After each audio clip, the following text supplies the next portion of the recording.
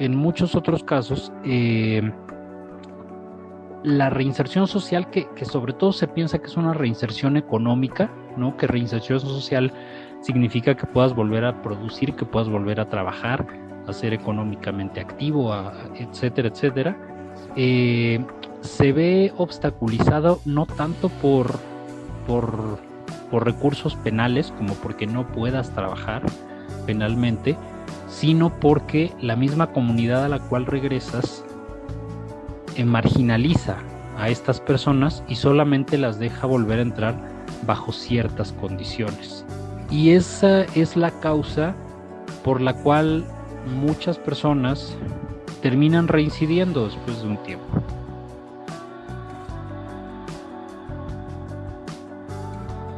Amigas, amigos de Cinéfilos en Apuros, bienvenidos sean. Yo soy Elías Leonardo. En esta ocasión, este episodio está enfocado en un tema particular que ya les diremos en un momento más. Antes les presento a mi invitado, que es alguien ya de casa. Cuando no está en Cine Garage, anda por acá, y si no está impartiendo talleres y clases en Madrid, o si no en Chicago, o donde lo pongan, si es incluso en Papúa Nueva Guinea, hasta allá se va. Mi invitado es el estimadísimo Sergio Huidobro. Sergio, bienvenido seas una vez más. Muchísimas gracias, mano. Fíjate, lo de Chicago no se me ha hecho, pero lo voy a tomar como una veladora prendida, eso que acabas de decir. Sí, hay que decretarlo, hay que Digo, decretarlo. he ido a la ciudad, pues, pero lo que dices de ir de chamba, estaría rico. Muy No, pues, contento de estar acá, muy contento de estar acá. Sí, ya acá, como dices, yo ya siento que tengo mi cuarto de visitas ahí preparado en Cinéfilos en Apuro. sí, sí, y cuando no te quedes acá, ya sabes que también tienes tu litera, me imagino que allá con Eric Estrada. Saludos al buen Eric Estrada. Nada Oye, más me Sergio, puso un tapete en la sala ahí. No, no es cierto. pues en esta ocasión andas por acá para platicar de algo que surgió de manera un poco fortuita y no. Meses atrás yo te dije, oye, mira, acabo de revisar Cadena Perpetua de Arturo Ripstein, y al mismo tiempo vi Ladrón de Michael Mann. Dos Ujú. películas pues casi de la misma época, del mismo tiempo, que al Sí, mismo dos tiempo, añitos de diferencia. sí, hay un paralelismo entre ellas, entre el tema, ¿no? Este tema de la reinserción social de un ex convicto. Total que puse el tema ahí sobre el tintero, habrá sido como por marzo, y curiosamente en estas fechas se lanza una retrospectiva del cine de Arturo Ripstein en la Cineteca Nacional de las Artes, y entre las películas que son exhibidas se encuentra Cadena Perpetua, ¿no? Que es una de las grandes películas de Ripstein, y dije, pues sería un buen momento de retomar la propuesta aquella para hablar del paralelismo que tiene con Ladrón de Michael Mann, película que protagonizó James Caan. Pero tú pusiste sobre la mesa algo más y dijiste, pues si vamos a entrarle a esto, ¿por qué no ampliarlo a películas que hablen precisamente del tema de la reinserción social de los exconvictos o exconvictas? Y te dije, no, pues yo encantado y fascinado. Así que sin más ni más, ¿por dónde le quieres empezar? ¿Quieres dar un preámbulo del por qué te gustó y te atrajo también este tema? Pues es un tema es un tema que me ocupa porque es, siento que es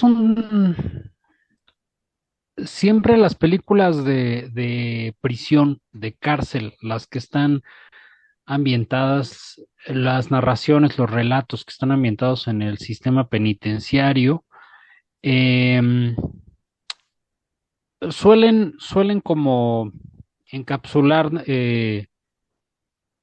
narrativas de culpa, de suspenso, de escape, ¿no? Las que son de fuga, de prisiones, tienden a idealizar, a romantizar un poquito o mucho, depende, a la prisión como metáfora. eh, y también a las vidas que suceden allá adentro. Sin embargo, el tema del posteriori, el tema de alguien que ya salió de prisión o alguien que tiene un pasado carcelario o criminal o las dos cosas, es menos explorado, hay como más tabú y menos reticencia, más reticencia, perdón, a pensar en el exconvicto como alguien que puede volver a formar parte de la sociedad. Es un tema mucho más dejado de lado, mientras que el convicto que está dentro de prisión es como una figura mítica, de casi todos los géneros cinematográficos, ¿no? Desde el drama hasta la comedia, el suspenso, etcétera. Y me interesa ese tema, me interesa sobre todo porque sigue siendo uno de los tabúes de la conversación social, ¿no?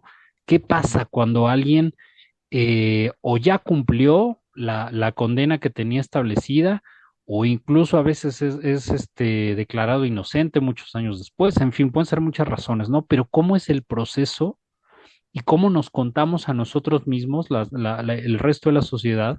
¿Cómo nos contamos y cómo valorizamos las narrativas de quienes cargan adentro y porque lo van a cargar toda su vida? Se van a morir con ese peso encima, con esa culpa encima, o con ese estigma, ¿no? Con ese estigma.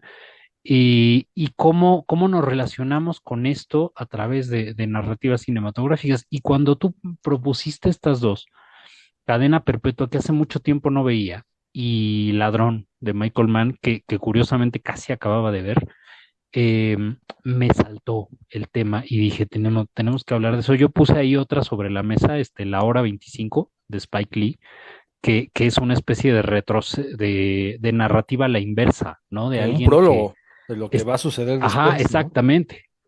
Exactamente, alguien que está tratando de ajustar cuentas con su vida, con su pasado, que está tratando de ordenar emocional y socialmente, o sea, por adentro y por afuera, todo lo que orbita a su alrededor antes de entrar a prisión, ¿no? En el último día antes de entrar a prisión. Es una especie de espejo invertido de estas narrativas. Entonces, pues por la que tú quieras, la empezamos. No, no, es que cuando también me dijiste la hora 25 no la había yo contemplado, no la había pensado, pero funciona también como esta parte del prólogo. Y posteriormente yo hasta te dije, mira, está la película de Es mi vida, esta biopic de Juan Gabriel, dirigida por Gonzalo Martínez Ortega, tomando en cuenta que estamos ante un caso también muy particular, ¿no? Casi inédito de lo que sucedió con Juan Gabriel o Alberto Aguilera Valadez saliendo de prisión, y además en Lecumberri. Y en eso, pues, me puse a explorar otros títulos. También te dije, oye, Sergio, fíjate que recientemente vi la de Boxer, esta película protagonizada por Daniel Day-Lewis, dirigida por Jim Sheridan, donde Ah, él es sí, un de Jim boxeador. Sheridan. Ujú. Él es un boxeador que sale, ¿no? Que recién sale de prisión, creo que estuvo 14 años encerrado por un atentado terrorista que él no comete. Y bueno, ahí tiene que volverse a reinsertar en la sociedad siendo pugilista. Pero, y ahí saqué más, o sea, créeme que traigo algunos títulos más, pero vamos a empezar de Cadena Perpetua y Ladrón, que fueron el punto de partida, la causa que estás aquí. Así que si quieres, vamos con Cadena Perpetua de Arturo Ripstein, una película que ahorita que te escuchaba hablar y mencionabas cómo podemos o cómo vemos nosotros a esa otra persona que sale de prisión y que nosotros tenemos noción de que tiene un pasado, que incluso a veces yo creo que lo primero es que no sabemos discernir, no sabemos actuar ante el caso de una persona que salió en prisión incluso siendo inocente, ¿no? O sea, que estuvo encarcelada injustamente, vamos a poner así, y la que estuvo encarcelada por haber cometido un delito, en algunos casos un delito menor, porque existen, ¿no? Estas personas que se roban un pan, ¿no? O que pudieron robarse cualquier alimento del supermercado, a otras Claro, o personas chivos que ya, expiatorios también. ajá, o son chivos expiatorios, a alguien que ya trae encima otro tipo de crímenes más violentos y de mayor juicio. Entonces yo digo, bueno, creo que a la persona inocente como al criminal, cuando sale de la cárcel, tendemos a verlo incluso igual, Sergio, ¿no? O sea, por el simple hecho de estar en la cárcel, porque estuvo en prisión, como que hay un estigma y ya hay una etiqueta cultural, social, que pesa sobre esa persona.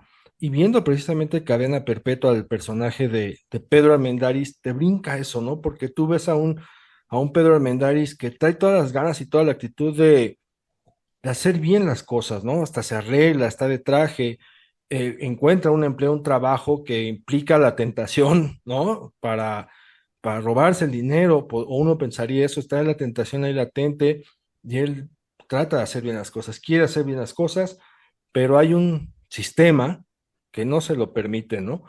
Y ahí es donde uno también conecta y dice, a ver, creo que hasta ahora estoy entendiendo y poniéndome los zapatos de esta persona de decir, pues se merece la oportunidad de esta reinserción en función de cómo está haciendo las cosas, ¿no? Y ahí ya empieza uno también con cuestionamientos éticos, cuestionamientos morales, civiles y de toda índole, que eso también nos genera las películas, ¿no? El estarnos cuestionando. Y eso me llamaba mucho la atención de Cadena Perpetua, ¿no? La otredad, es decir, a ver, vamos a ponernos en los zapatos y en la situación de este personaje y para tratar de quitarme la etiqueta de que uno es un criminal nada más porque estuvo en la cárcel y dos, de que no merece la oportunidad de rehacer su vida toda vez que cumplió una condena. ¿Tú por dónde le entras a cadena perpetua? Yo por dónde le entro a cadena perpetua. Fíjate que yo he vivido yo he vivido toda mi vida en colonias populares, en zonas populares de la ciudad, no siempre en la misma, pero em, hay un, hay un sistema social en el cual la reinserción, la así llamada reinserción social, y yo pondría sobre la mesa mal llamada reinserción social, em, es vista en función no de la actitud o bueno, de la expiación que pudo haber atravesado esta persona para volver a ser, entrecomillando, funcional para los usos prácticos de la sociedad, ¿no?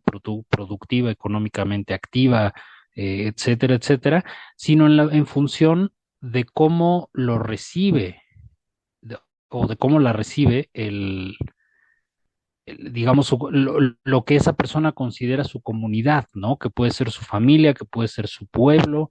Está en el cine mexicano, por ejemplo, hay narrativas como Pueblerina, ¿no? De el Indio Fernández, donde Roberto Cañedo, pues, en la primera escena lo vemos saliendo de prisión y lo que mueve el relato es en buena medida cómo cómo la comunidad a la cual regresa este pueblo y sobre todo su esposa Columba Domínguez y su hijo lo reciben y qué narrativa se construye alrededor de él, ¿no?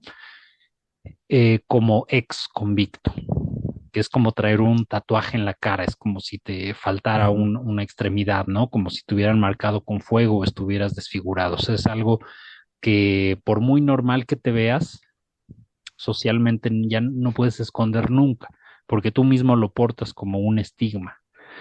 Y te digo, yo viviendo siempre en colonias populares, pues he tenido relativamente cerca, muchos casos de reinserciones que venían por delitos menores, a veces por chivos expiatorios, en casos no graves como penales, ¿no?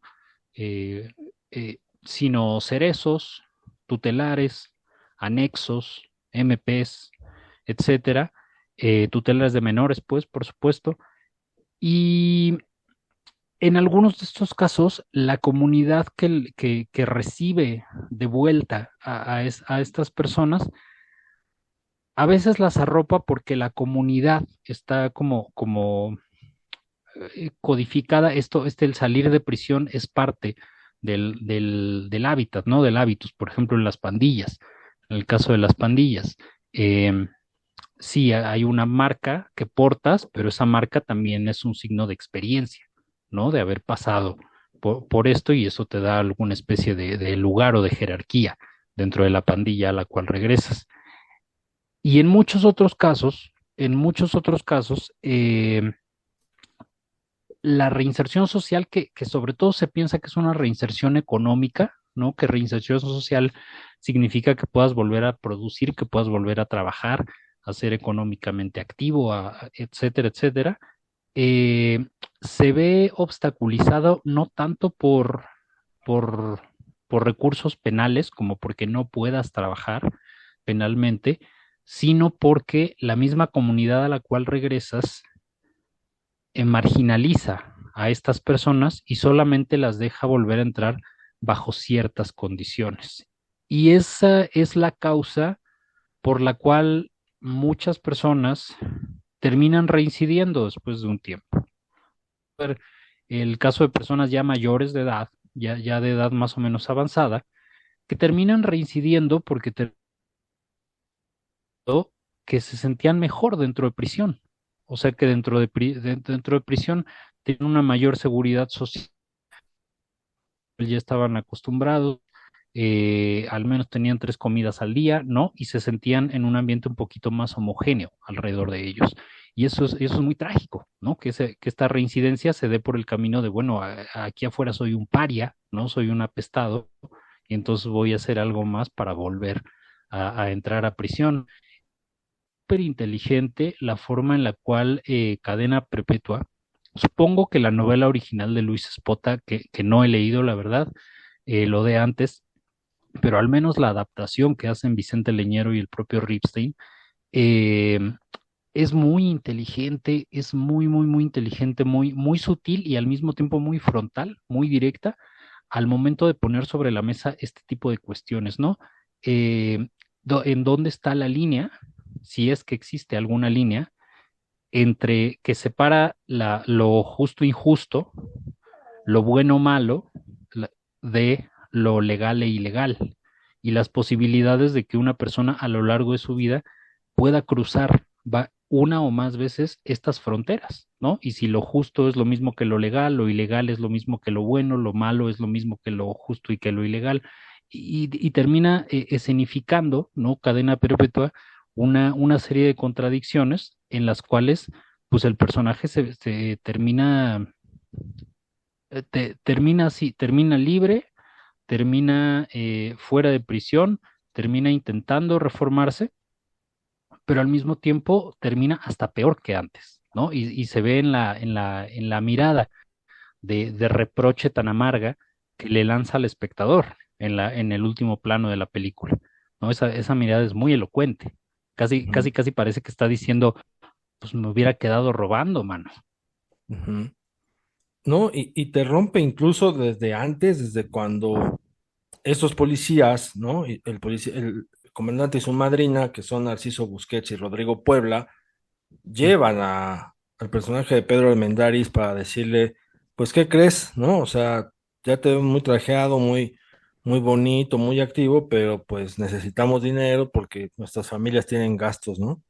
Así que nos vas a tener que dar tanto dinero si tú quieres que mantenerte en orden y tranquilo, ¿no? O sea, y si no, ya sabes qué es lo que te toca, que es regresar al bote o algo peor.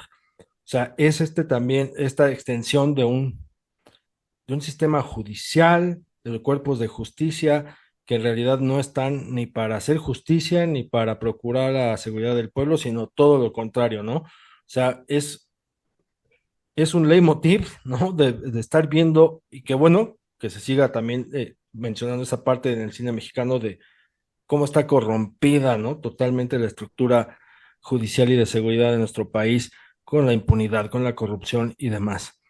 Y en este momento en que ellos le dicen, pues necesitamos el varo, la cara de Pedro Armendáriz y su voz de, no me haga esto, o sea, así de, por favor, no me hagan esto. No, sí, todavía le dicen, sí, sí, o sea, si no te lo estamos poniendo ni siquiera a A que lo pienses, consideración. ¿no? O sea, desde ahí te rompe, ¿no? Y es como tú como espectador sientes que también en algo estás fallando. No sabes en qué parte de esta estructura social, pero en algo estás fallando. Ya posteriormente puedes reflexionar y decir, claro, o sea, yo a este hombre le puse una etiqueta desde antes, ¿no? Nada más por el hecho de estar en la cárcel y probablemente estuvo en la cárcel nada más por robar una lana o porque no mató a nadie, ¿no? O sea, también ahí vienen estos, te digo, estos dilemas éticos, morales, y termina, ¿no? O sea, termina siendo empujado, obligado, orillado a hacer lo que antes fue por otras personas, ¿no? Es decir, este pasado lo va a perseguir, quiera o no. No, esa marca que tú mencionabas no se la va a poder quitar y no solamente no se la va a poder quitar, sino que pueden ampliársela más, se la pueden poner incluso hasta con fuego, ¿no? Fuego ardiendo y un hierro. Entonces, ese, no me hagan esto, lo sientes, ¿no? O sea, porque no es en este caso nada más un nombre, es un Pedro Armendáriz, es uno de cuántos, ¿no, Sergio? O sea, también yo me puse a pensar en cuántos chavos que estuvieron en un tutelar y alcanzan a salir. Yo, por ejemplo, que he vivido cerca del tutelar de menores de San Fernando, pues me tocaban aquellos Ah, el de los motines olvidados. donde, sí, me tocaban los motines, que además era un caso muy particular porque al lado del tutelar estaba el cine Tlalpan. Entonces, Ajá. pues imagínate tú esa dualidad de tú ser un chico viendo películas, ¿no? Distrayéndote con una ficción y divirtiéndote comiendo tus palomitas, y al lado estaban otros chicos encerrados, algunos porque sí cometieron delitos y crímenes y otros no.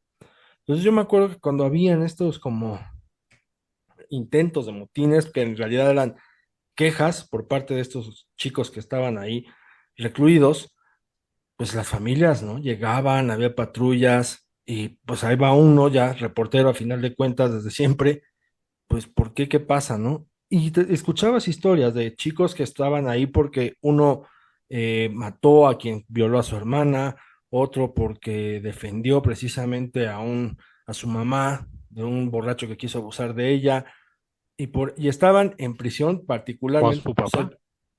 por ser pobres, ¿no? Esa era la otra, ¿no? El hecho de que Sí, el sí, jodido, sí, el sí. que no tiene dinero, es el que se va al tambo. Y ahí está ese otro elemento narrativo que está muy latente, que es el tema del varo. Tú lo mencionabas, ¿no? Que cómo Sí. se fija y se centra la atención en esta cuestión de que la mal llamada reinserción social se centra en una persona activa económicamente y ahí está, ¿no? Latente el tema. Y también se asocia y se conecta con esta parte de, pues se va a ir al tambo el que no tenga, así de fácil. Sí, sí, sí, sí. Y ahorita que estabas hablando de esto, digo, Cadena Perpetua, aunque parezca una película muy distante de, por ejemplo, Tempestad, de Tatiana Hueso, eh, son dos películas que se pueden conectar por un hilo, por un vaso comunicante poderosísimo, ¿no? Que es el relato personal de cómo se asume a sí mismo o a sí misma la persona que salió de prisión y que en muchos casos se encuentra afuera a un país o a un entorno, a una sociedad, a una comunidad distinta a la que dejó al entrar, eh, pero también cuál es la imagen que se proyecta hacia afuera, ¿no? Lo que decíamos ahorita.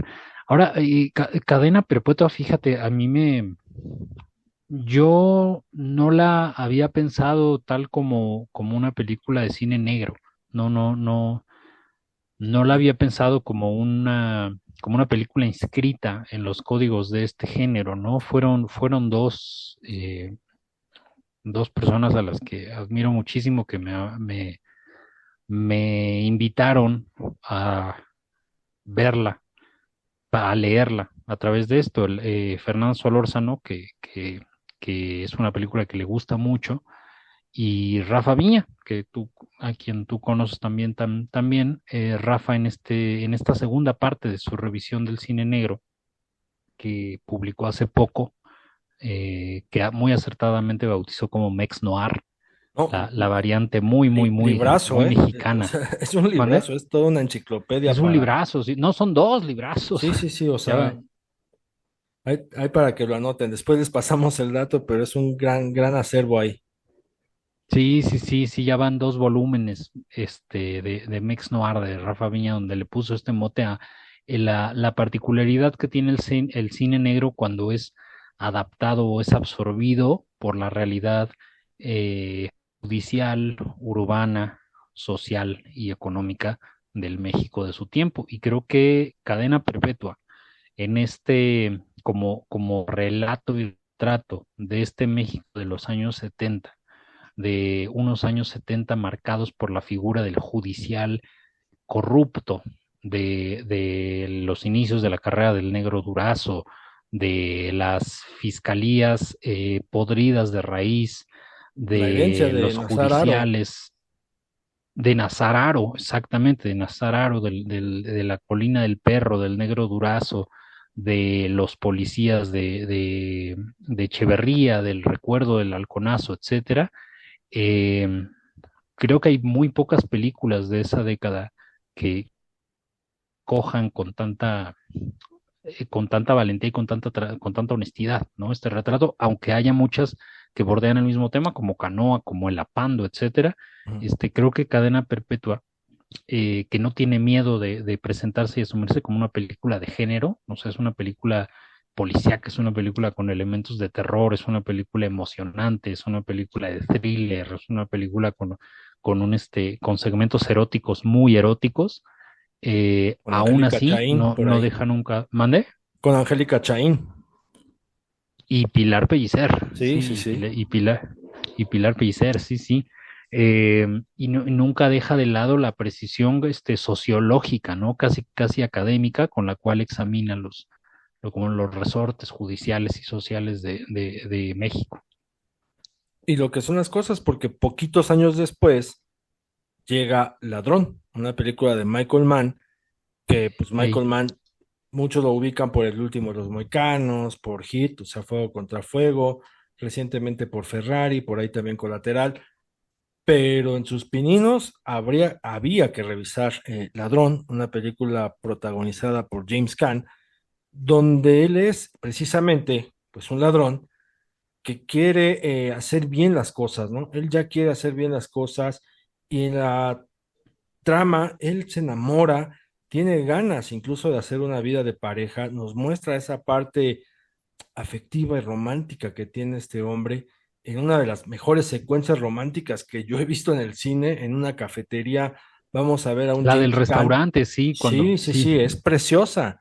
Y cualquiera que vea actuando a James Caan no se lo va a creer porque así hablamos, yo creo, los hombres cuando estamos enamorados, cuando realmente estamos entregando el corazón, porque se quita este manto del hombre intempestivo, este Santino Corleone, este tosco, rudo, brusco, grosero en su forma incluso de hablar, y se desnuda, o sea, desnuda el alma y él ahí, en esa conversación que tiene con esta mujer, pues le compras todo, Sergio. O sea, dices, este hombre realmente quiere reinventar su vida, quiere rehacerla, ya un hombre mayor, él sabe que ya está grande, pero que todavía puede, ¿no? Puede hacer algo bien por su vida, porque lo quiere hacer.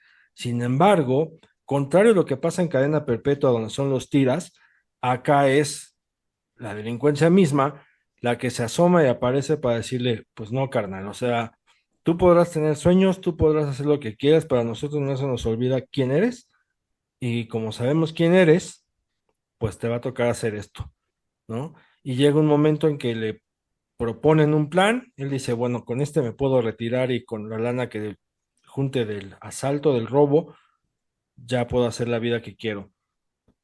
Pero en en esos recovecos de estar pensando si sí, si no, también defiende, digamos, su dignidad de ladrón y confronta, ¿no? Confronta al líder y le va muy mal, ¿no? Le ponen una paliza que también a uno le duele y es ahí donde también reflexionas y dices, pues es que el pasado te condena, como después veremos en una película de Brian De Palma, pero ahí está ese pasado latente cierto. donde los de la misma calaña, podría decirse así, de la rama delincuencial, ladrones, nada más que la diferencia es que quienes te están dando órdenes son los que manejan el varo, son los que manejan el dinero. Tú a final de cuentas, pues eres pobre, ¿no? Eso también lo estamos viendo en el ladrón de Michael Mann.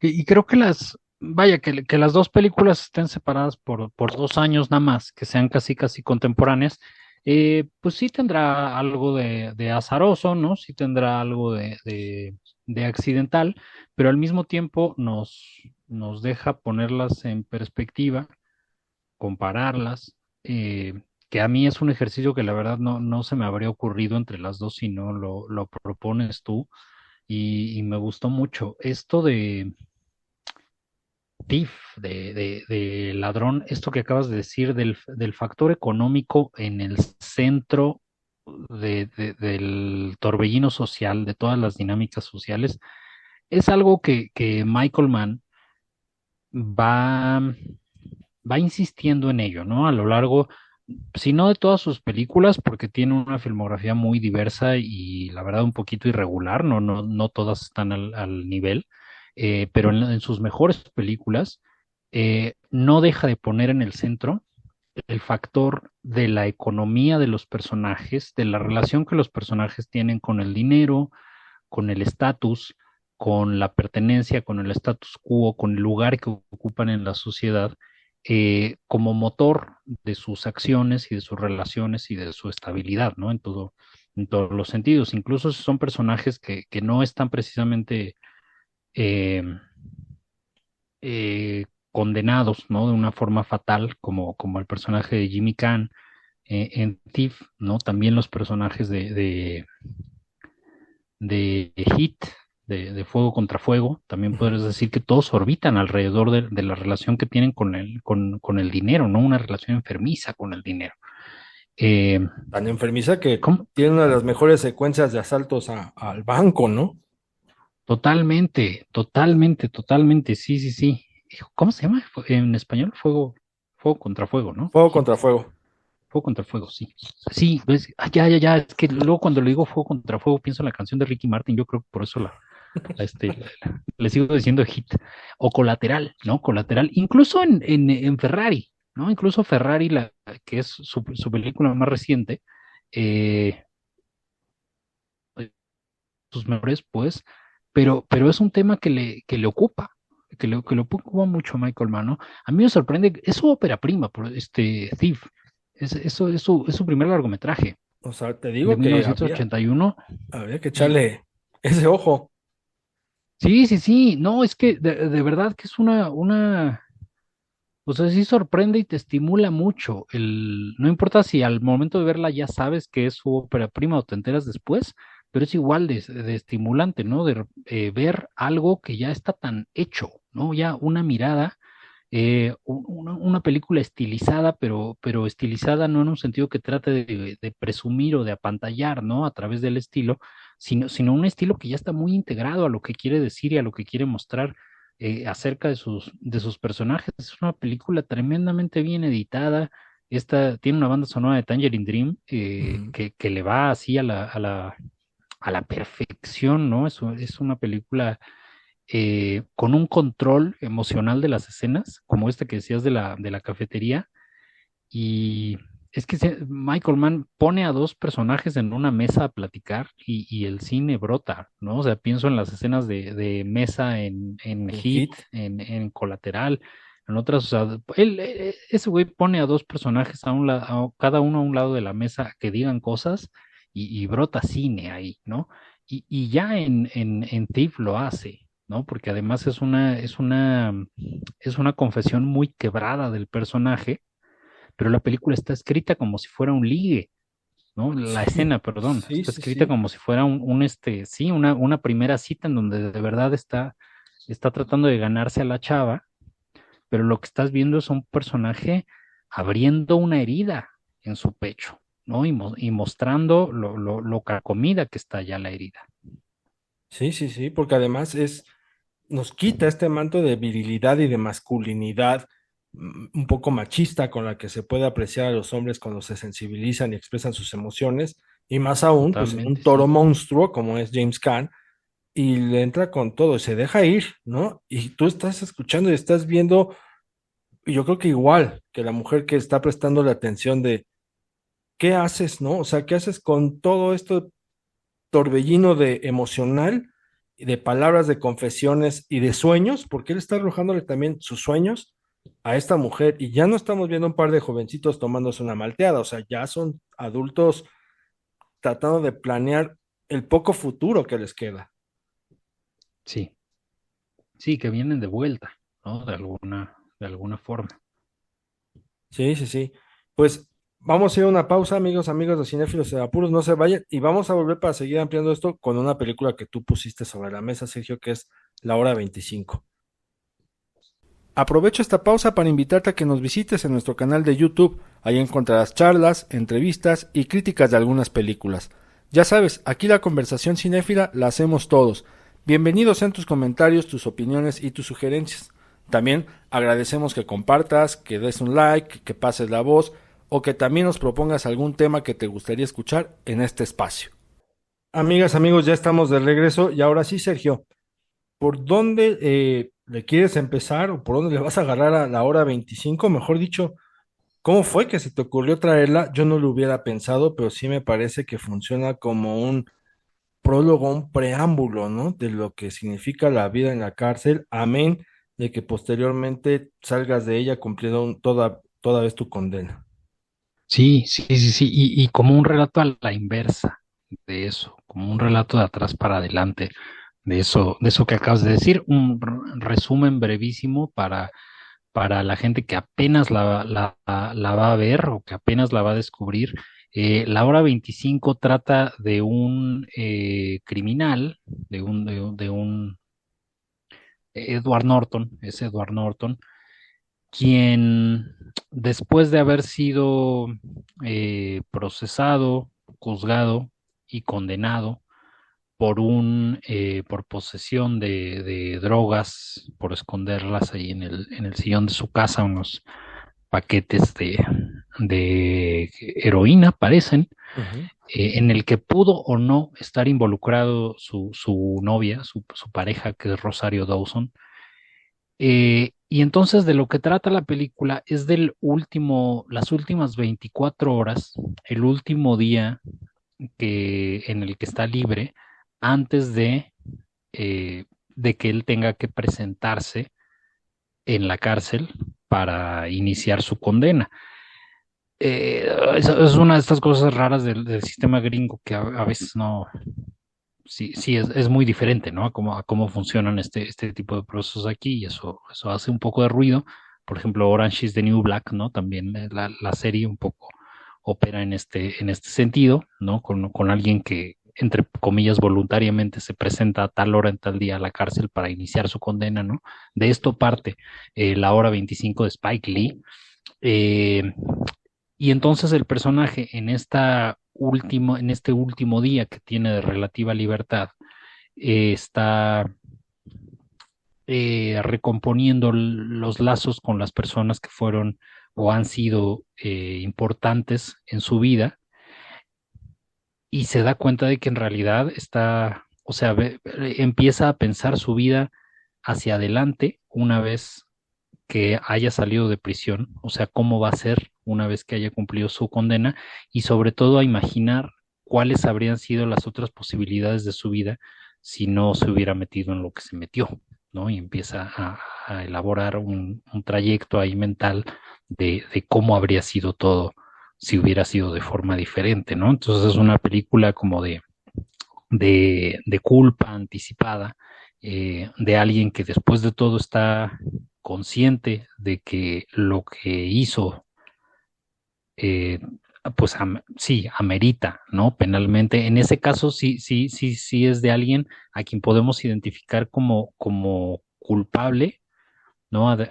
Digo, al personaje de Pedro Armendáriz también, Ujú. pero al personaje de Pedro Armendáriz y también al de James Caan en Thief, podemos ver de frente y de cerca su proceso de reinserción y ese nadar hacia arriba, ¿no? Nadar hacia arriba, sacar la cabeza del agua mientras una piedra los está jalando hacia abajo. Y el personaje de Edward Norton en la hora 25, al revés, ¿no? Apenas va a empezar su condena y está intentando recomponerse por dentro para poder, pues hacer las paces consigo mismo antes de iniciar la condena. Entonces, a mí sí, por eso es un relato que me llama mucho la atención. Aparte, creo que a lo mejor es como mi segunda película favorita de Spike Lee, después de Do the Right Thing, de Haz lo El, Correcto. Yo creo que La Hora 25 es mi segundo favorito. Yo sé que no es de sus películas que gusta más porque pues, no es una película racializada, por ejemplo, no es una película de personajes afroamericanos, ¿no? Que suelen ser como la marca de Spike Lee. En esta no, en esta todos son blancos. Y a lo mejor por eso como que no parece tanto una película de Spike Lee, pero a mí me gusta mucho. A mí me Pues gusta que un montón. si uno no pensaría, o sea, si uno la ve ahorita, no dirías que es de Spike Lee. De hecho, el fotógrafo, su cinefotógrafo es Rodrigo Prieto. Sí, sí, sí, O sí, sea, ahí sí, vemos a es Rodrigo Prieto, paisano acá. ajá, el director de Pedro Páramo, es el Exacto. director de fotografía de La Hora 25, una película que yo me acuerdo que sí la vi en el cine de 2002, o sea, ya estamos en los 2000. Yo soy fan de los melodramas, ¿no? Me encantan los melodramas, y tú lo Sí, yo estás también. sufriendo constantemente con el personaje de Edward Norton. En aquel momento, pues sí, tu tensión está en saber quién, ¿no? ¿Por qué pudo haberlo involucrado en esta situación como para que él también se vaya a prisión? Y conforme uno revisa la película más ahora, es el hecho de, a él lo condenan a 7 años, o sea, tampoco tiene una condena, digamos, muy larga, ¿no? O sea, no son ni los veintitantos, ni los treinta y tantos, ni una cadena perpetua.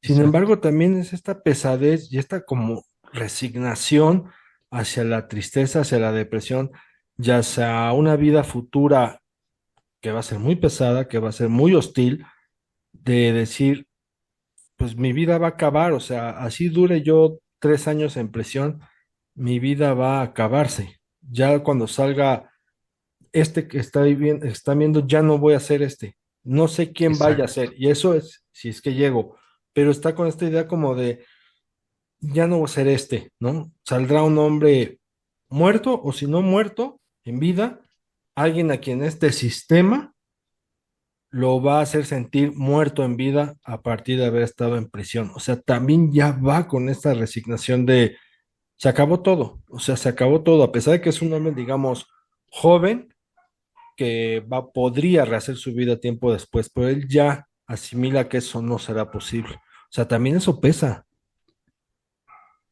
Y eso es de lo que me parece más interesante de la película. Fíjate, esta, como dices, es una condena corta que además se nos plantea que podría ser todavía más corta por buen comportamiento, por colaborar como testigo protegido, estas cosas, ¿no? O sea, podría ser todavía menor a los 7 años. Y la forma en la que está escrito el personaje, de modo que él pues es capaz de ver hacia adelante, ¿no? Y en realidad eso es lo que le angustia. Lo que le angustia es decir, ¿quién voy a ser yo dentro de 7 años o hasta menos que cuando salga de prisión? ¿No? Porque lo puedes ver hacia adelante, ¿no? O sea, 7 años es lo que algunas personas se tardan en terminar la licenciatura, ¿no? O sea, es algo que a lo que le puedes ver el punto final Ujú. hacia adelante. Y entonces él empieza a elaborar estas posibilidades, ¿no? De que tiene su novia, en un momento de su vida, su papá, que es que es Brian Cox, por cierto, el papá de De Succession, Succession. eh, y el papá, que acá es el papá más tierno y más doliente y más compasivo, ¿no? Del mundo, sí, el papá de Succession, si no me lo creen, véanla, que en un momento le dice a Edward Norton, le dice, mira, existe la posibilidad aquí entre nos, métete a la cajuela de mi camioneta, me voy yo manejando de noche y te saco del estado. Y ya en otro estado, ya tú te vas por ahí, te pierdes, ¿no? Y ya nunca nos volvemos a ver, pero llámame cada cierto tiempo y aunque no digas nada, yo voy a saber que eres tú, ¿no? O sea, a ese grado el papá está, ay, hasta se me quiebra la voz, ¿no? Hasta ese grado está su entorno, sus mejores amigos, que son Barry Pepper y Philip Philip Seymour Seymour Hoffman. Hoffman. Sí, sí, sí, sí. O sea, es un entorno, lo que decíamos hace rato, ¿no? De cómo el entorno social, la comunidad inmediata, percibe al convicto o en este caso al futuro convicto, ¿no? O al ex convicto. Y en este caso te encuentras con un retrato de alguien que evidentemente sí rompió la ley, ¿no? Sí es sí es un criminal en la letra, eh, pero que se desenvuelve en un mundo pues que no asociarías con con lo criminal, ¿no? O sea, sus amigos son profesionistas académicos, él simplemente la cagó, ¿no? En un momento de su vida. O sea, Así. no es alguien que viniera exactamente de abajo, como podría ser el personaje de James Caan o el de Pedro Armendáriz, ¿no? Que son estos personajes que son producto de su ambiente, ¿no? De un ambiente realmente marginalizado. El personaje de Edward Norton, no, es hasta puedes decir un chico bien, ¿no? Neoyorquino, pero que dio un paso fatal y le salió mal la cosa. Entonces, esta posibilidad de que él puede ver hacia adelante y lo que no le da tanto miedo la cárcel, sino lo que le da miedo es quién va a ser él cuando salga y cómo van a ser los demás con él cuando salga. Ujú. O sea, cuál va a ser su vida en el momento de volver a salir de prisión, ¿no? Y me parece bien interesante esta narrativa. Creo que combina bien con las otras de las que hablamos ahorita. Y que con las otras dos se conecta en dos aspectos. Uno, ahí vemos latente también la figura del dinero, en este caso, pues Barry Pepper, ¿no? Es un corredor de bolsa de Wall Sí, Street. sí, sí, O sea, vemos cómo el dinero sí, de alguna u otra manera, directa o indirectamente, siempre está conectado con esta total. persona que cae en prisión, siempre. Y por el otro lado, Y el otro es un académico, ¿no? Philip ajá, Seymour Hoffman. Es como maestro de letras o algo así. profesor, sí. Y por el Sí, otro lado vemos que, bueno, Pedro Armendáriz tiene una familia, James Caan tiene a esta chica de la cual está enamorado, y acá también vemos al personaje de Edward Norton con Rosario Dawson, que es su pareja, también enamorados. Es decir, hay ahí, ¿no? También esta narrativa de lo afectivo, de lo amoroso, pero pues los ponen en un plano, en uno ya una familia hecha, en otro, uno que sueña con tener por lo menos una familia de dos, una pareja, y este que no sabemos si quiere tener a ciencia cierta la familia, pero pues ahí tiene ya un grupo amistoso, amigable, que forman o conforman una familia, ¿no? O sea, por ahí también lo vamos viendo y cómo pues los entornos también pasan, ¿no? O sea, pasan a sufrir, a lacerarse, a verse rotos o a resquebrajarse de alguna u otra manera sus propios pensamientos, sus propios ideales, sus propias personalidades,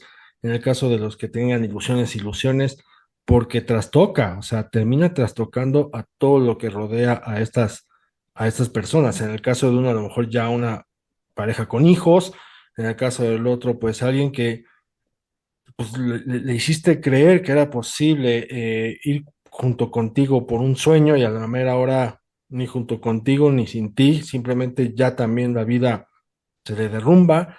Y por el otro lado, este padre, ¿no? O sea, este padre de Brian Cox, que dime tú a qué padre que ame a su hijo le gustaría verlo en esa situación, ¿no? O sea, y creo que cualquier papá hubiera recurrido a al Brian Cox de Succession, probablemente. Sí, yo creo que por eso se Probablemente a vengó. él sí. Se vengó, se tardó 20 años para vengarse de ese pensamiento que estuvo ahí reprimiendo. Exacto. Entonces, y ahora también ya repasado la hora 25, Sergio, yo traía otros títulos, no sé si tú traigas más, pero tú me dirás con cuál de ellos te quieres detener, o sea, en esto de los exconvictos, porque tenemos La Huida de Sam Peckinpah, Venga, donde venga. Se me ocurrió Tempestad, pero ya la mencioné hace rato, pero venga, venga.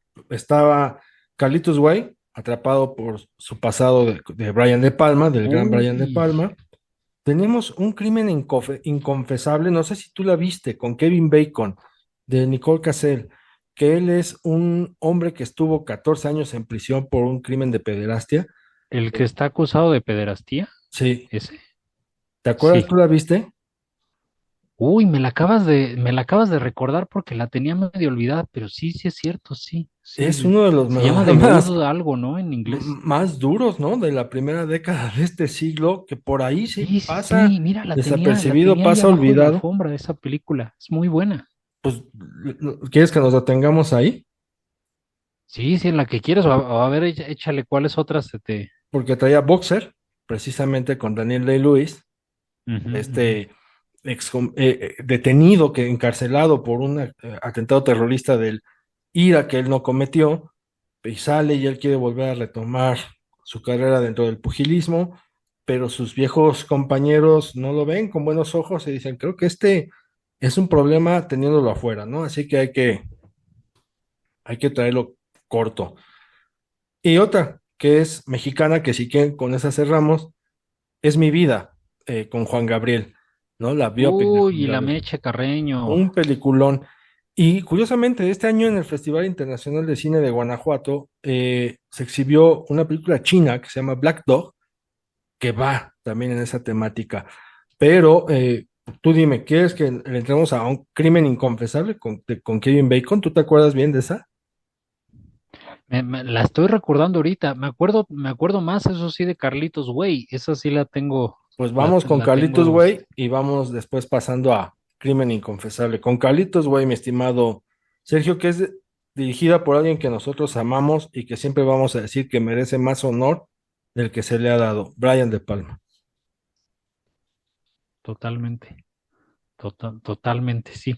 Y fíjate que Brian De Palma es otro de los directores que siempre, al menos de los de esa camada, eh, Michael Mann es un poquito posterior, unos añitos posterior a la primera ola del nuevo Hollywood, ¿no? A Taxi Driver de Scorsese, por ejemplo, al Padrino, de Coppola, eh, a estas películas que por primera vez Bonnie y Clyde de Arthur Penn, ¿no? Toda esta camada de películas que por primera vez puso en el centro de la conversación estadounidense dónde está el límite moral o si tal límite no existe, sino que es ambiguo, ¿no? La distancia entre lo justo, lo injusto y lo legal y lo ilegal no siempre es tan clara de definir. Atrapados sin salida, por ejemplo, de Milos Forman, que para mí es una película carcelaria, o sea, será una institución mental y lo que quieras, pero para mí Atrapados sin salida es una de las grandes películas carcelarias del cine estadounidense, y creo que Brian De Palma, que forma parte de esta generación, sí se me hace que es quien ha puesto el dedo en la llaga más profunda en la vida interior de las personas que cruzan los límites de la ley repetidamente. Está Cara Cortada, y está Carlitos Way, ¿no? Y ¿a ti qué es lo que te gusta de Carlitos Way, por ejemplo? Yo recuerdo mucho, sin duda, te digo que también soy un tipo muy romántico, creo que Los ya chinos de Sean Penn. me estoy delatando. No, de hecho, yo creo que ese look de Sean Penn junto con el cabello de María Rojo en el Callejón de los Milagros, aunado al cabello de Javier Bardem en No Country for Old Men, por ahí compiten en cuanto El, que, al el Oscar cabello por de Javier Bardem en donde sea, güey. Yo el creo que Oscar por el cabello, ¿no? Pero en esta parte de que te digo que me gusta también lo romántico duro, lo que tú sabes que un hombre desnuda el alma, pero al mismo tiempo no podrá ser posible. En Carlitos Way me acuerdo mucho de estas secuencias donde él va a la azotea y ve bailando a Gail, ¿no? A esta mujer que ama a esta bailarina, y él la contempla. Tú ves los ojos de Al Pacino. O sea, si uno recuerda los ojos de Al Pacino como Michael Corleone en El Padrino, en la primera, de cómo vemos que se va transformando y este hombre se va convirtiendo en un monstruo al cual no te le quieres acercar, acá es todo lo Ujú. contrario. Vamos a ver a un tipo que realmente se la compras, que realmente dices, ah, mira, así nos vemos los hombres enamorados. En esta azotea te digo que la ve. Posteriormente, cuando va y la busca en el apartamento que está asomado así en la ventana, digo, en la puerta, como queriendo ver, y la está viendo cómo se desnuda a ella.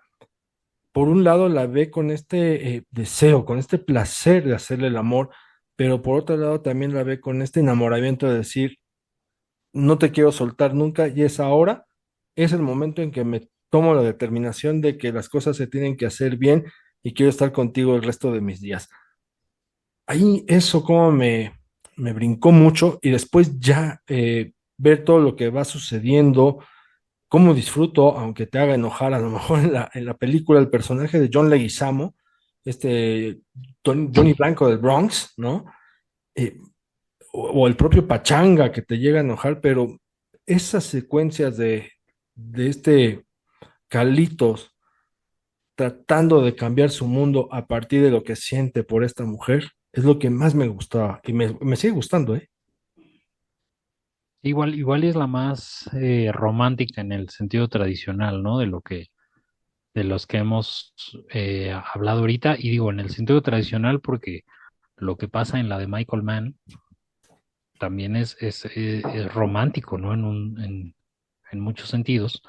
Esta, cuando James Caan va a pedir un préstamo al banco y va ahí con la chica y la señora esta, este, le niega el préstamo por sus antecedentes penales y todo eso, Ah, pues sí. eso es romántico en un sentido tremendamente perverso, ¿no? Esta imposibilidad que él tiene de rehacer su vida.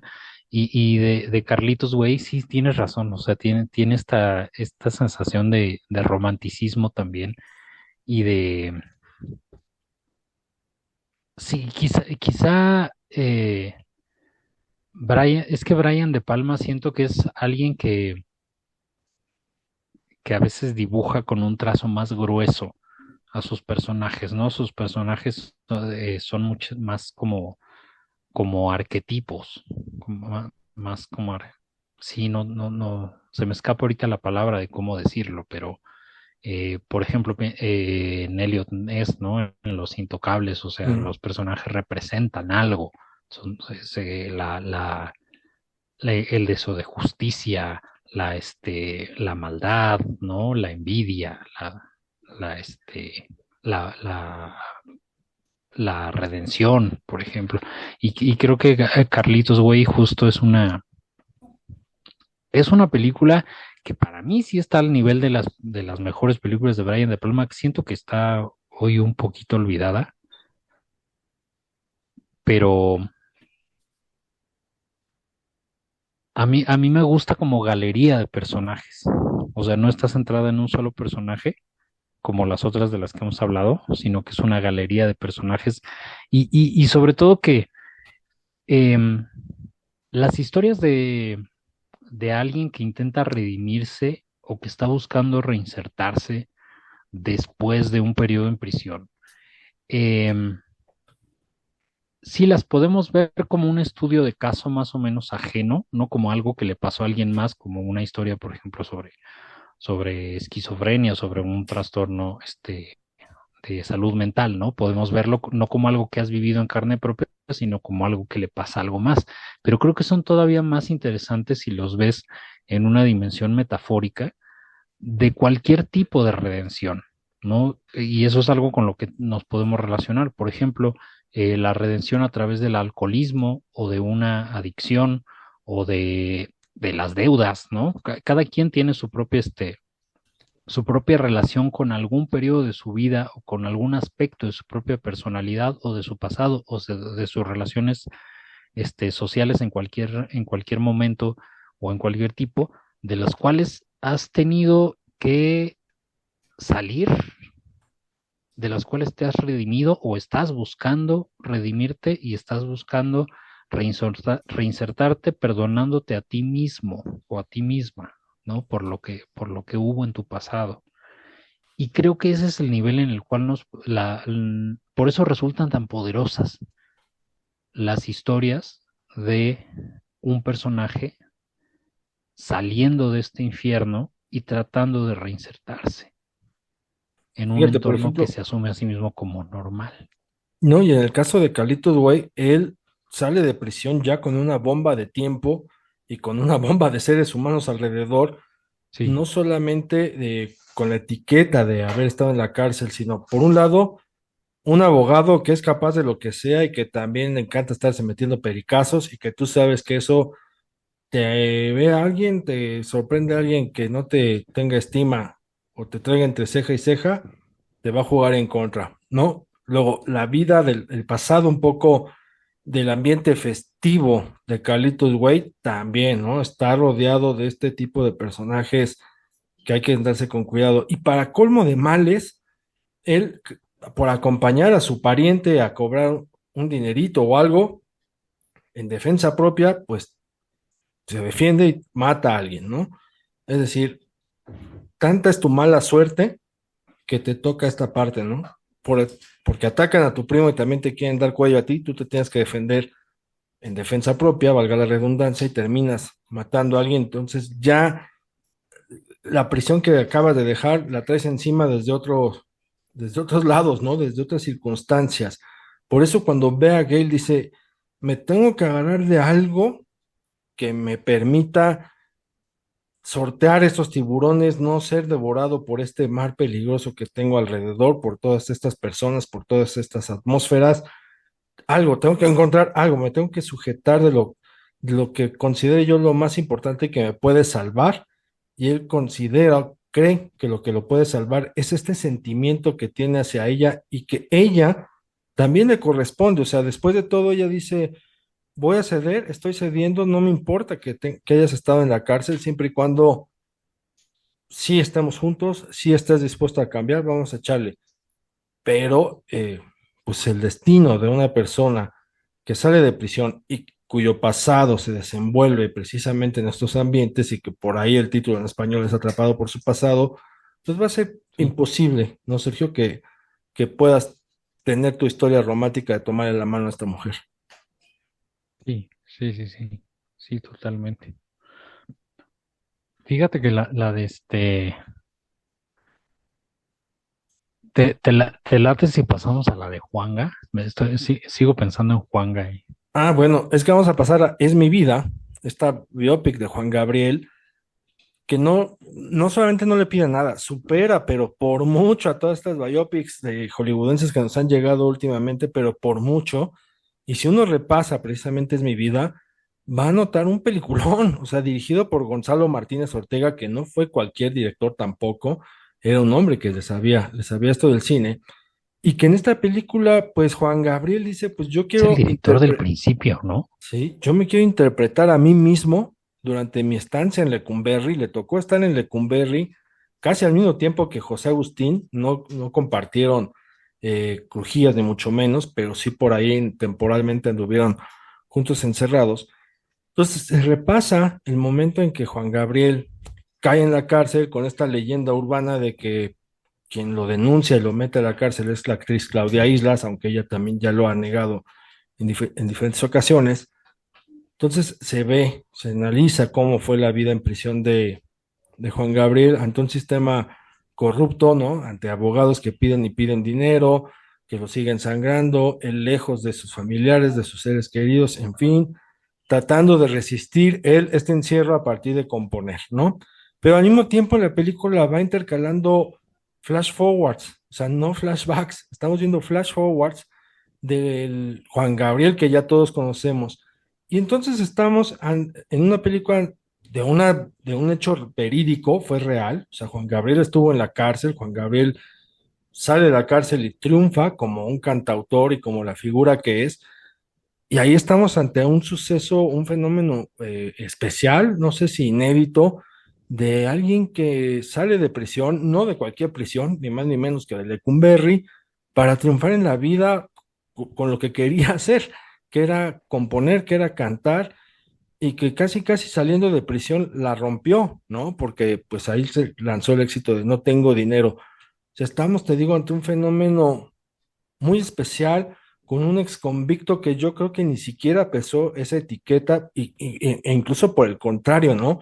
Habrá gente a la que le entrevistes y le preguntes por Juan Gabriel. De hecho, me pasó ahora en el evento de la Cineteca Nacional que anduve ahí reporteando y preguntándole a la gente, hubo una chica que decía, es que si uno revisa su historia y su pasado y ve todo lo que superó, es de admirarlo. O sea, cambia la narrativa en cómo se concibe a alguien que estuvo en la cárcel. En este caso, Juan Gabriel.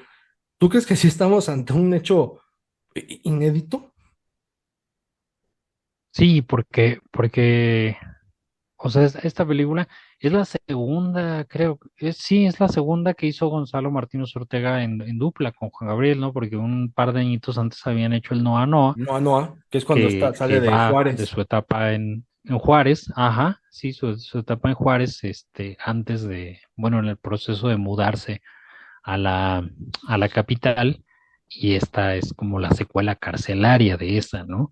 Lo interesante es cómo Juan Gabriel, eh, que bueno, en estas dos películas es simplemente Alberto Aguilera, ¿no? El personaje es Alberto Aguilera. Participa de la construcción de su propio mito. Eso es bien interesante, ¿no? Como él, sí, la película está dirigida por Gonzalo Martínez Ortega, que era un directorazo, ya para ese momento había dirigido El Principio, así se llama la película El Principio, creo que una de mis películas favoritas sobre la Revolución Mexicana, eh, y hecha en la misma época de las que decíamos antes, Es mi vida es del 82, y Thief, la de Michael Mann, es del 81 y Cadena Perpetua es del 79. O sea, estamos hablando de más o menos la misma época pre-López Portillana, ¿no? Del cine mexicano. Y, pero una artista que participa de la construcción de su propia mitología a través del cine, incorporando elementos de su vida, ¿no? Haciendo una autobiografía, no ha pasado muchas veces en el cine mexicano. Sí hay personajes que se producen sus propias películas en propio beneficio de su estrellato, ¿no? Como pues, todas las de Vicente Fernández, este, Tacos al Carbón y todas las demás, las de Luis Miguel, etcétera, pero que alguien lo haga desde la mirada autobiográfica, además centrándose en un periodo que no debió ser nada agradable de recordar, ¿no? El paso por Lecumberri para nadie fue un día de campo, Ujú. pero Juan Gabriel, de forma bien inteligente, yo creo, lo utiliza para construir su propia mitología, su propia narrativa, como lo que dices, ¿no? Como alguien que realmente venía de abajo, eh, y entonces no deja que alguien más presente esa narrativa, sino que es él mismo el que toma las riendas de cómo se cuenta su vida en pantalla. Claro que en este caso sí estamos hablando de un caso de ex convicto o de alguien que saliendo de prisión, pues sí encuentra la escalera al cielo, ¿no? Literalmente. Sí, sí, y esta elección de que haya sido Gonzalo Martínez Ortega el director, porque pudo haber caído el proyecto en manos de alguien más que lo pudiera trasladar o encaminar hacia un rumbo más de morbo, más un poco débil en cuanto a la historia, etcétera, y no, o sea, realmente Gonzalo Martínez Ortega entrega un melodrama, o sea, las canciones de Juan Gabriel aparecen como parte de la estructura narrativa, no es de vamos a forzar aquí metiendo canciones como pasaba en las películas de Vicente Fernández, ¿no? Sino que acá Exacto. es, las canciones van sucediendo, van generándose con base en lo que este muchacho está viviendo al interior de la prisión. Y por el otro lado, recurrir a los flash forwards para indicarnos qué es lo que pasa después, ¿no? O sea, para acercarnos a ese Juan Gabriel que la gente ya conocía, sino que aquí Exacto. lo que importante es, ¿no, gente? O sea, ustedes ya conocen pero queremos que conozcan al Alberto que estuvo aquí encerrado, que la sufrió, que lo amenazaron, que incluso lo encerraron en la famosa celda de los locos, ¿no? De los esquizofrénicos, porque no tenía dinero para poder pagar por una mejor celda. Y Juan Gabriel además no se interpreta a sí mismo, o sea, lo actúa.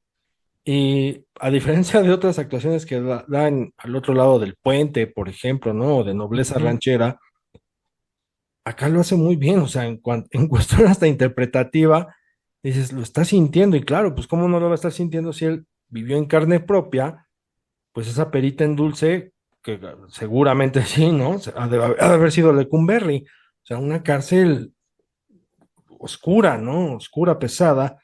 Y ahorita que decías que era como preámbulo del López Portillismo, también preámbulo de lo que iba a ser esa década de terror ya bajo el manto libre y rígido del negro Durazo. Sí. Sí, sí, sí, que de alguna forma la película es como una prima espiritual, ¿no? De Cadena Perpetua.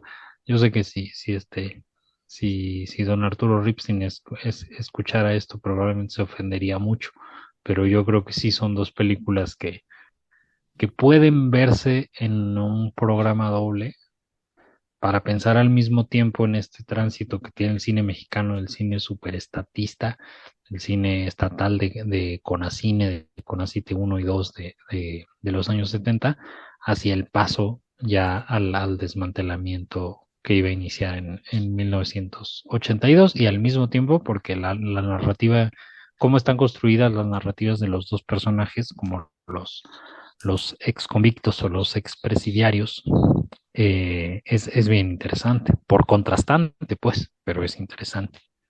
Y nada más como una acotación, en el caso de Es mi vida, si uno ve también Ratas de la ciudad de Valentín Trujillo, Uy, claro. tienen en común esta observación y esta incisión en el hecho de los abogados de oficio, de cómo sangran a los presos, a los que son encarcelados, sobre todo injustamente, porque en este caso Juan Gabriel fue encarcelado sin haber cometido delito alguno. Él está ahí prisionero nada más porque alguien puso el dedo y dijo fue él, le tocó pagar, ser un chivo expiatorio, y cómo estos abogados de oficio están sangrando, sangrando, sangrando, porque no les interesa que salga esta persona de prisión, ¿no? Lo quieren dejar allá adentro por alguna razón, por distintos intereses, se lleva su mochada, no le importa, no le interesa, por distintas razones perversas, pero ahí también el cine mexicano empezó a poner atención en esa parte de cómo, pues, quien no tiene, no tiene forma de salir. Mi estimado Sergio, vamos a ir a un corte, vamos a regresar. Si quieres nada más para cerrar, tú me dices con algún comentario o bien le entramos a lo de crimen inconfesable en función también de lo que ya tu memoria empieza a refrescar. Va, va, va. Va. Amigos, no se vayan. Vamos a la última pausa y volvemos. Aprovecho esta pausa para invitarte también a que nos visites en nuestras redes sociales, Instagram, Facebook, Twitter, TikTok. En ellas encontrarás pequeñas escenas de algunas películas para que las recuerdes o bien para que te relajes un ratito, para que te distraigas mientras vas camino al trabajo, a la oficina o de regreso o ya sea que estés sufriendo en el metrobús, en el metro o en el transporte público. Visítanos en Cinéfilos en Apuros. Amigas, amigos, ya estamos de regreso y bueno, Sergio, o sea, ya que sacamos a colación esta película que ahí estuvo, se estrenó en 2005, que a veces se comenta, se habla poco, en su momento fue mucho tema de conversación, hubo demasiada controversia, y hablamos de Crimen Inconfesable, de Nicole Cassell, que nos cuenta la historia de un hombre que purga su condena, acusado precisamente del delito de pederastia, sale, trata de rehacer su vida, logra encontrar trabajo ahí como en una maderería, también encuentra que le renten ahí un pequeño piso para poder habitar. Está siendo vigilado por un policía y como por un familiar, como para que se porte bien y estar atentos a que no haga nada. Él se conduce demasiado bien por la vida hasta que coincide con una chica, con una nena, ¿no? Con una menor de edad que lo pone a prueba para ver si realmente ya está con las facultades para poder desenvolverse como una persona socialmente activa o no, o si realmente es un riesgo o es un peligro. Pues, o sea, ahí ponen sobre la mesa algo que se reavivó curiosamente ahora en París 2024, en los Juegos Olímpicos, que uno no pensaría verlo eso en en el escenario deportivo, sin embargo sucedió. Y me refiero al hecho del voleibolista neerlandés, el voleibolista de playa, Steven Van de Velde, un atleta de 29 años, que causó ira, causó molestia, causó protestas, causó quejas para que no se le permitiera competir por la razón de que él había abusado de una menor de edad. Entonces, no, la gente no comulgaba, no veía con buenos ojos ni aceptaba que un hombre con pasado de pedrasta se le permitiera competir en Juegos Olímpicos, ¿no? Que pudiera reinsertarse en la sociedad, en este caso como atleta. Entonces, esta situación que ocurrió en los Juegos Olímpicos de París remiten a lo ocurrido precisamente en 2005 con esta película de Crimen Inconfesable, que el personaje protagonista lo lleva Kevin Bacon, que pues fue el que se aventó al ruedo a decir, yo lo hago porque, pues tú recordarás qué fue lo que pasó. Sí, era un personaje, un proyecto en general, toda la película, pero un personaje eh, percibido como maldito, ¿no? Un personaje que ningún actor sobre todo del calibre y visibilidad mediática que Kevin Bacon ya tenía en 2004, o sea, lo tenía desde Footloose, ¿no? Desde Tremors, y era uno de los, bueno, es todavía, solo que no trabaja mucho, pero era uno de los actores mediáticamente más visibles y que además no acostumbraba eh, entrar en la piel de personajes tan villanescos. Es algo, curiosamente fue en el mismo año, me parece que un año después de que el mismo Kevin Bacon apareciera en Río Místico Mm. de Clint Eastwood, en el cual estaba en el papel de un policía, y esa otra película involucraba también un caso de abuso y asesinato en los cuales la persona que estaba frente a nosotros con esta ambigüedad moral muy peligrosa era Tim Robbins, ¿no? Y en este caso, un año después, un crimen inconfesable. Sí, sí me acuerdo la polémica y la controversia que traía el proyecto mismo, ¿no? Eh, el hecho de que Bacon aceptara este protagónico y todo el mundo diciéndole ahí que estaba poniendo en grave riesgo, ¿no? Su carrera, su futuro en Hollywood, casi casi que estaba firmando una cláusula, ¿no? Para no volver a trabajar. Y creo que la película no salió nada mal en su momento y no ha envejecido mal tampoco. De entrada, digo, sí, sí es el caso de un ex convicto, sí es como el de la hora 25, como el de TIF, como el de cadena perpetua. En este caso nos queda claro desde el inicio que es culpable, ¿no? Y que además es alguien culpable con muy pocos atenuantes, no, con ningún atenuante para haber sido culpable de uno de los delitos más aberrantes que puedes encontrar en el Código Penal, ¿no? Que es el abuso sexual a menores, aparte sistemático, de forma repetida. Entonces, eso creo que ya plantea una ecuación muy interesante, ¿no? Porque nos va a contar la historia de la posible redención de alguien que está tratando de rehacer su vida.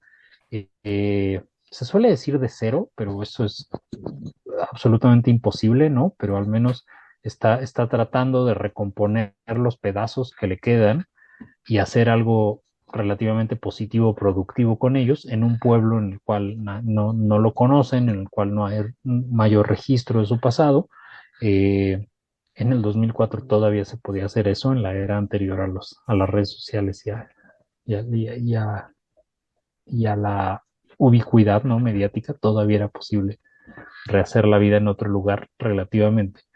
Y, pero a nosotros como espectadores nos queda claro que él cumplió un delito eh, plenamente, cuya condena estaba plenamente justificada, ¿no? Entonces nos plantea un dilema ahí de cómo vamos a ver, cómo vamos a seguir, cómo vamos a ir de la mano de este personaje que está tratando de sacar la cabeza del agua, que está tratando de rehacerse, de recomponer, cuando nos queda bastante claro que tiene un pasado, yo no diría nada más de faltas a la ley, sino aberrante, ¿no? Sí. Sí, algo que a lo cual es prácticamente imposible encontrarle atenuantes, ¿no? Y la forma en la que está manejada, tiene un montón de tiempo que no veo la película, pero me recuerdo de ella es buena. O sea, me recuerdo de ella es de una incomodidad Sí, moral, sí. pero en un sentido artísticamente muy interesante. Sí, ¿no? Y la incomodidad viene incluso desde esta distancia que tenemos entre el sistema judicial mexicano a lo que es el sistema judicial estadounidense, porque en este caso no solamente se trata de que purgue la condena, sino de que las autoridades determinen, bajo el amparo, el apoyo de especialistas del campo de la psicología, que sea una persona mentalmente rehabilitada y que se pueda Ujú. comportar en esta nueva reinserción social y que está adecuada, ¿no? Le dicen está adecuada para poder desenvolverse afuera. Alguien firma, alguien dice, este hombre está bien, o sea, ya está apto para poder andar por la vida sin ningún problema, ya lo pasado, pasado es, y pues la sociedad dice, no, tan no es así que a él lo están constantemente vigilando y supervisando, ¿no? Porque dicen, si le hizo una vez, lo va a hacer otra vez, ¿no? Entonces Ujú, vamos viendo. Y por el otro lado, también la directora, Nicole Cassell, dice, pues vamos a poner mayor tensión en este hombre, cómo se está aguantando las ganas en cuanto aparece el personaje de una menor. Es realmente, como tú dices, una película incómoda. Y nada más, como otro dato, pues el fotógrafo es Javier Pérez Grobet, o sea, un mexicano que quien haya visto a la mujer de Benjamín o sin remitente, entenderá que es él, ¿no? Si vio antes que anochezca esta película como Javier Bardem, también él es el también. fotógrafo, o sea, vemos un fotógrafo mexicano asumiendo ese riesgo de ir con la cámara a contar esta historia incómoda, ¿no? Incómoda, porque además es un ritmo, como dirían, no hay muchos, lento, ¿no? Pero pues no hay necesidad de ir tan acelerados precisamente para entender y para estarnos cuestionando, reflexionando y diciendo, ¿qué está pasando? O sea, ¿qué sucedería si eso ocurriera aquí en México, ¿no? Y sobre todo es, ¿qué sucedería si ocurriera ahorita mismo si la víctima hubiera sido una de mis familiares o de mis seres queridos? Sí, estaba pensando, no sé muy bien en dónde se pueda ver la película hoy en día, eh, porque no encuentro que esté en ninguna plataforma, pero a lo mejor incluso en YouTube, ¿no? Se puede ver. Eh, que sea una directora, que sea una directora, hoy ya es hasta un lugar común, ¿no? De perogrullo, resaltar esto, ¿no? Y decir, oh, es una directora y asumir que eso de facto se traduce en un tratamiento más sensible o más positivo de ciertos temas que tienen que ver con el abuso, con la violencia de género. Pues no en todos los casos es cierto así. No, una cosa no implica necesariamente la otra, pero en este caso sí creo que es bien interesante que en 2004, en una industria estadounidense que era más, vaya, operaba en parámetros morales muy diferentes, ¿no? A la que tenemos hoy en día, y es una ópera prima, esta. O sea, que una directora que además era muy joven en ese momento, se lance a hacer su primera película, su primer largometraje, además una película que involucra pues a nombres conocidos, ¿no? A rostros mediáticamente podemos llamar taquilleros, ¿no? En el Hollywood de esa época, y elija esta historia para debutar en su carrera, se me hace bien valiente, se me hace muy valiente, y lamentablemente las siguientes películas que hizo creo que ya no fueron tan interesantes. Hizo una ahí con Gael García y Kate Hudson, que pues no estaba tan bien, y sobre todo se ha dedicado a hacer tele. A partir de entonces ha hecho capítulos de Westworld, de Better Call Saul, de de Watchmen, la serie, o sea, ha hecho buena televisión, pero yo no dejo de lamentar un poquito que, pues que no le haya seguido por ese camino que indicaba su ópera prima, ¿no? Que marcaba como un rumbo, este, más interesante, ¿no? Que el de hacer maquila para temporadas de series de televisión. No sé, digo, a lo mejor alguna vez regresa, ¿no? Al cine. Tiene ahí en producción una película, de título Medusa, que aparentemente se va a estrenar pronto, no sabemos muy bien de qué es, pero pero sí, yo sí quisiera que esta directora, pues, regresara a los terrenos que prometía su ópera prima. ¿Qué ópera prima, ¿no? Porque es un volado, o sea, aventarte algo así es un volado Totalmente. o te catapultas o te sepultas tu carrera, ¿no? Fue una propuesta muy arriesgada, que además era una época en donde, por lo menos en México, nos sacudían muchos de estos temas que hoy día ya están en la conversación. Claro, también siguen generando ámpula, pero ya son parte de la conversación y en ese momento no. O sea, recordemos que El crimen del padre Amaro, que se estrenó en 2002, trajo todo este alboroto, toda esta polémica y controversia, pues en un México sumamente conservador, un México sumamente católico, donde la figura sacerdotal pues era inmaculada de cómo iba a pensarse eso, tocando un tema que se debe tocar y se debe hablar como es el aborto, en este caso desde el personaje de Amelia. Entonces México ya venía, ¿no? Con esa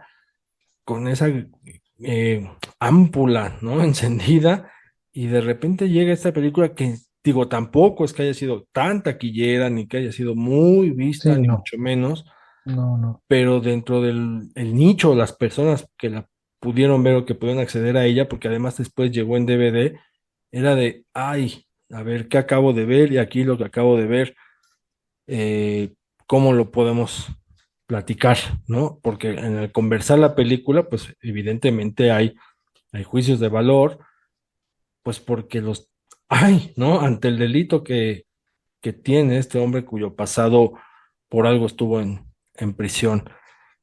Sergio, bueno, para ir cerrando la conversación después del repaso de estas películas que comentamos, distintos delitos, distintas situaciones, un hecho inédito como el de Juan Gabriel. ¿A qué conclusión llegas? ¿Qué quisieras comentar, opinar o ahondar con relación a lo que es esta narrativa, estas historias de los hombres que estuvieron en prisión o que incluso saben que van a estar en prisión y que después saliendo ya no van a ser los mismos, como en el caso de la hora 25? ¿Cómo, qué es lo que quieres agregar? Pues mira, sin pretender sacar agenda política de nada, porque es algo que no me gusta, no me gusta este, torcer estos temas hacia lo que es estrictamente coyuntural. Creo que sí me gustaría resaltar que en este momento, en México, em, el tema de lo judicial y de nuestro sistema judicial, eh, está en el candelero y afortunadamente se está discutiendo en la arena pública por primera vez, creo, en mucho tiempo. Habíamos llegado, sea para bien o para mal, hablando del resultado presente y futuro de las reformas, ¿no? Creo que por mucho tiempo habíamos aceptado y naturalizado como un modus operandi el hecho de que el sistema judicial está podrido y que funcione o no funcione, así es como es, ¿no? Entonces, que el sistema judicial era una especie de esquina puerca de nuestro sistema social, pero que era un mal necesario, que funcionaba terriblemente mal o que funciona terriblemente mal, pero que estaba ahí cumpliendo una función casi en piloto automático, ¿no? Creando falsos positivos, falsos culpables, chivos expiatorios, dejando a gente esperando años por una sentencia que no llega. Eh, y el cine, a través de estas narrativas, o incluso de las narrativas documentales, como el caso de Tempestad, del que hablábamos hace ratito, eh, tiene que seguir sirviendo como detonante para invitarnos e incluso obligarnos quizá a hablar de todos estos temas y a reconocernos en la otredad de las personas que consideramos o que socialmente etiquetamos como culpables, como parias, como excluidas, ¿no? Por el sistema judicial, como los exconvictos, como quienes salen de cerezos, de anexos, de penales femeniles, de tutelares de menores, e invitarnos a hacer las paces y alimentarla. No, hacer las paces no, porque tiene que ser una discusión permanente, ¿no? No se trata como de apaciguar al ganado, sino justo de incentivar la conversación y llevarnos a pensar constantemente, no una vez con el pretexto de una reforma que esté en los medios, sino constantemente estar poniendo los puntos sobre las íes y cuestionando cuál es nuestra relación con lo judicial, con los llamados sistemas de justicia y también con las personas que atraviesan esto y las causas de fondo y las raíces de fondo de los delitos o de los crímenes, ¿no? ¿Quiénes son las personas que entran a prisión y quiénes son las personas que salen de prisión y qué lugar realmente ocupan en nuestra sociedad? Y además, hay siempre en estas historias, o al menos en las que acabamos de hablar ahorita, dos temas que probablemente sean los temas más universales que existen, que son la culpa y el perdón o la redención. No creo que no hay ser humano vivo que no haya tenido en algún momento de su vida una relación directa con alguno de esos temas, ¿no? O sea, la culpa y la redención de sí mismo o la culpa y redención de alguien más y el perdón hacia alguien más. Entonces, estas historias, las historias de alguien que sale de prisión y que trata de reinsertarse en la sociedad, creo que después de todo son metáforas en las que nos podemos reconocer todos y todas, sean hayamos pisado alguna vez una cárcel o no, eh, que es la capacidad de la voluntad humana para recomponerse a sí misma después de haber sido marginalizada a través de algún sistema de exclusión, ¿no? Cualquier sistema de exclusión y cómo eso te puede o no hacer que te puedas reinsertar nuevamente en la comunidad que originalmente te expulsó. Creo que ojalá sirva para eso, pues quien se encuentre con estas películas o se reencuentre si ya las vio con estas películas de las que hablamos hoy, ojalá le sirva para eso. Y yo nada más agregaría que revisitar estas películas, volverlas a ver, ubicarlas en su contexto, en qué años se lanzaron, en qué situaciones socioeconómicas o sociopolíticas de los países en cuestión, en este caso, pues Estados Unidos y México, preguntarnos qué ha cambiado, ¿no? O qué mejoró, qué empeoró, seguimos igual, no seguimos igual, dónde está parado ese sistema de justicia, dónde estamos parados nosotros respecto a ese sistema de justicia, dónde estamos parados como sociedad en nuestra evolución del pensamiento o involución del pensamiento, con qué temas ya avanzamos para discutir, a cuáles otros todavía le tenemos miedo, pavor, respeto, como le quieran llamar. Luego también por otra parte, al revisitar estas películas, estamos cuestionando a nosotros mismos cómo hemos transicionado también en nuestra forma de ser. Es decir, seguimos pensando igual que hace 20 a 30 años, seguimos pensando igual que hace 5 años. Si sí, ¿por qué seguimos pensando igual? Si no, ¿qué es lo que nos detonó esa transformación del pensamiento? ¿Cómo hemos andado, cómo hemos trazado también nuestro camino personal e individual en la concepción de juicios, prejuicios? O sea, también estas películas funcionan para eso, ¿no? Para tocarnos las fibras sensibles y decir, ah, caray, a ver, esto yo no lo había pensado, esto sí. O sea, también vale la pena revisitarlo por ello. Sergio, pues no me queda más que agradecerte que vengas, porque además tú sabes que siempre que vienes las conversaciones se nos hacen largas y qué bueno, a mí me gusta la gente también. Sí, a mí porque el cine da para esto y da para más, o sea, películas hay. Absolutamente. No, yo también me acabo de ver la hora y me acabo de sorprender mucho del tiempo que pasó aquí platicando. Sí, a mí también el tiempo se me va como agua aquí. No, pues muchísimas gracias, Sergio, por darme tu tiempo, por regalarle tu tiempo al público de Cinéfilos en Apuros. Por la invitación y ojalá quienes nos estén escuchando se animen a comentar en las redes de Cinéfilos su relación con estas películas o bien que pongan otras sobre la mesa u otros personajes que no sean necesariamente protagonistas, pero que se les ocurra algún personaje por ahí que puede abonar a esta conversación. Pues Sergio, muchísimas gracias por venir. No, hombre, a ti. Saludos a todos, a todas por allá. Y amigas, amigos de Cinéfilos en Apuros, ya saben, pasen la voz, suscríbanse al canal de Spotify para que escuchen los podcasts, suscríbanse al canal de YouTube para que escuchen y vean críticas y reseñas, nos encuentran en todas las redes sociales. Y también compártanos cuáles son los temas que quisieran que abordáramos y platicáramos aquí, porque aquí la charla cinéfila la hacemos todos.